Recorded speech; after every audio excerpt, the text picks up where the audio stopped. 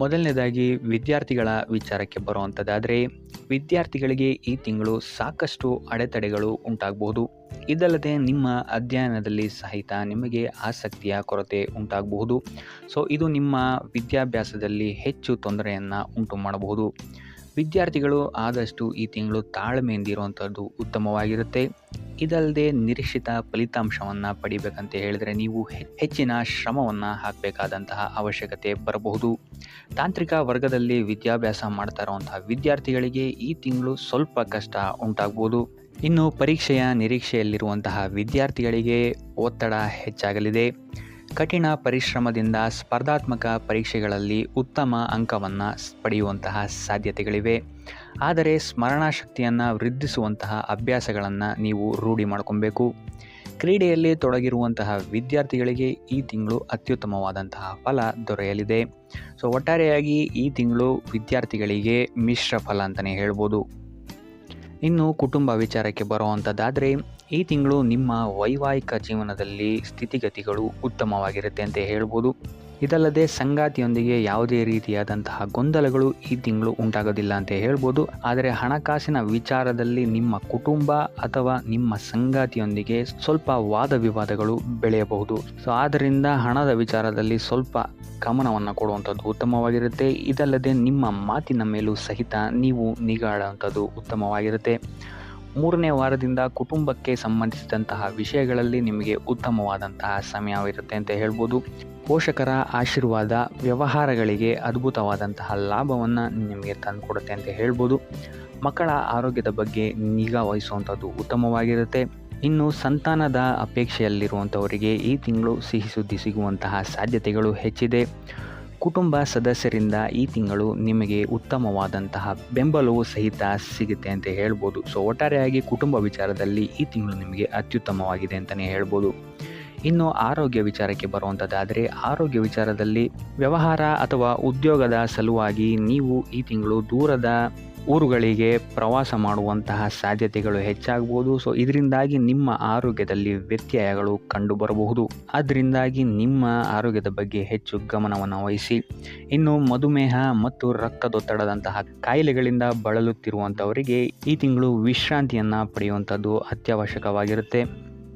ಇನ್ನು ಇದಲ್ಲದೆ ದೀರ್ಘಕಾಲದಿಂದ ಕಾಡುತ್ತಿರುವಂತಹ ನೋವುಗಳಿಂದ ಈ ತಿಂಗಳು ನೀವು ಚೇತರಿಸಿಕೊಳ್ಳುವಂತಹ ಸಾಧ್ಯತೆ ಹೆಚ್ಚಿದೆ ಅಂತ ಹೇಳ್ಬೋದು. ಇನ್ನು ಮಕ್ಕಳ ಆರೋಗ್ಯ ಈ ತಿಂಗಳು ಉತ್ತಮವಾಗಿರುತ್ತದೆ. ಆದರೆ ಅವರ ಆಹಾರ ಪದ್ಧತಿಯನ್ನು ಸ್ಥಿರಗೊಳಿಸಿ. ಸಾಮರ್ಥ್ಯ ಹೆಚ್ಚಿಸಿಕೊಳ್ಳಲು ಆದಷ್ಟು ಆರೋಗ್ಯಕರ ಆಹಾರವನ್ನು ಸೇವಿಸಿ. ಎಣ್ಣೆ ಪದಾರ್ಥದಿಂದ ದೂರ ಇರಿ. ಒಟ್ಟಾರೆಯಾಗಿ ಈ ತಿಂಗಳು ನಿಮಗೆ ನಿಮ್ಮ ಆರೋಗ್ಯ ವಿಚಾರದಲ್ಲಿ ಮಿಶ್ರ ಫಲ ಅಂತ ಹೇಳ್ಬೋದು. ಇನ್ನು ವೃತ್ತಿ ವಿಚಾರಕ್ಕೆ ಬರುವಂಥದ್ದಾದರೆ, ಈ ತಿಂಗಳು ಕೆಲವು ಬದಲಾವಣೆಗಳು ನಿಮಗೆ ಆರ್ಥಿಕವಾಗಿ ಸವಾಲನ್ನು ಒಡ್ಡಬಹುದು ಅಂತಲೇ ಹೇಳ್ಬೋದು. ನೀವು ನಿರೀಕ್ಷಿಸಿದ ಫಲ ಸಿಗೋಕ್ಕೆ ನೀವು ಹೆಚ್ಚು ಶ್ರಮವನ್ನು ಮಾಡಬೇಕಾಗುತ್ತೆ. ಯಾಕಂತ ಹೇಳಿದರೆ ನೀವು ಅಂದುಕೊಂಡಂತಹ ಸ್ಥಿತಿಗತಿಗಳು ನಿಮ್ಮ ಕಣ್ಮುಂದೆ ಬರಲ್ಲ ಅಂತಲೇ ಹೇಳ್ಬೋದು. ಆದ್ದರಿಂದ ಸ್ಥಿತಿಗತಿಗಳೇ ಬೇರೆಯಾಗಿರೋದ್ರಿಂದಾಗಿ ನಿಮ್ಮ ಕಾರ್ಯವೈಖರಿಯನ್ನು ಸಹಿತ ನೀವು ಬೇರೆ ಮಾಡ್ಕೊಬೇಕಾಗುತ್ತೆ. ಈ ತಿಂಗಳು ನಿಮಗೆ ಹೆಚ್ಚು ಕಾರ್ಯಗಳಲ್ಲಿ ಅಡೆತಡೆಗಳು ಹೆಚ್ಚಾಗಲಿದೆ.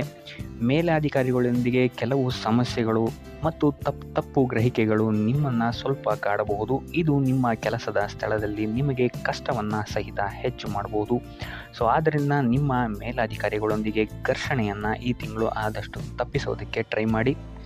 ಇದಲ್ಲದೆ ಈ ತಿಂಗಳು ನಿಮ್ಮಲ್ಲಿ ಆಕ್ರಮಣಕಾರಿ ವರ್ತನೆಯು ಸಹಿತ ಹೆಚ್ಚಾಗಬಹುದು.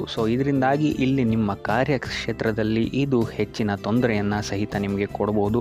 ಆದ್ದರಿಂದ ನಿಮ್ಮ ಭಾವನೆಗಳ ಬಗ್ಗೆ ಸ್ವಲ್ಪ ಗಮನ ವಹಿಸುವಂಥದ್ದು ಉತ್ತಮವಾಗಿರುತ್ತೆ.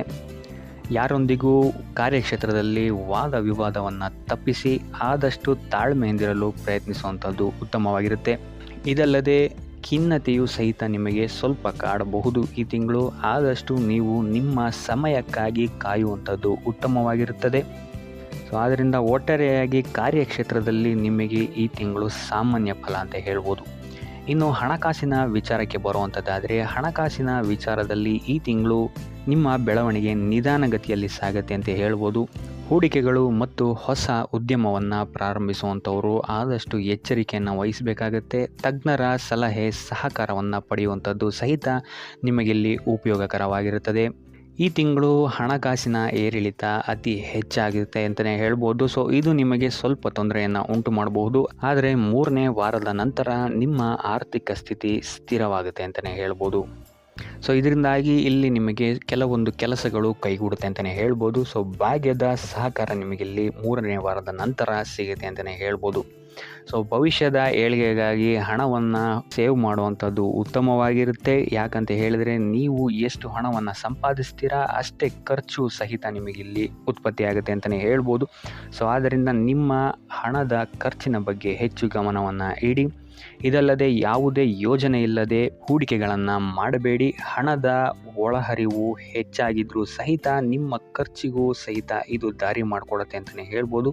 ಸೊ ಆದ್ದರಿಂದ ಹಣದ ವಿಚಾರದಲ್ಲಿ ಹೆಚ್ಚು ಗಮನವನ್ನು ವಹಿಸುವಂಥದ್ದು ಈ ತಿಂಗಳು ಉತ್ತಮವಾಗಿರುತ್ತೆ. ಇನ್ನು ಉಪಾಯ ವಿಚಾರಕ್ಕೆ ಬರುವಂಥದ್ದಾದರೆ ಗಣಪತಿಯ ಪೂಜೆಯನ್ನು ಮಾಡುವಂಥದ್ದು ವಿದ್ಯಾರ್ಥಿಗಳಿಗೆ ಮತ್ತು ವ್ಯಾಪಾರಿಗಳಿಗೆ ಈ ತಿಂಗಳು ಉತ್ತಮ ಫಲವನ್ನು ನೀಡುತ್ತೆ ಅಂತಲೇ ಹೇಳ್ಬೋದು.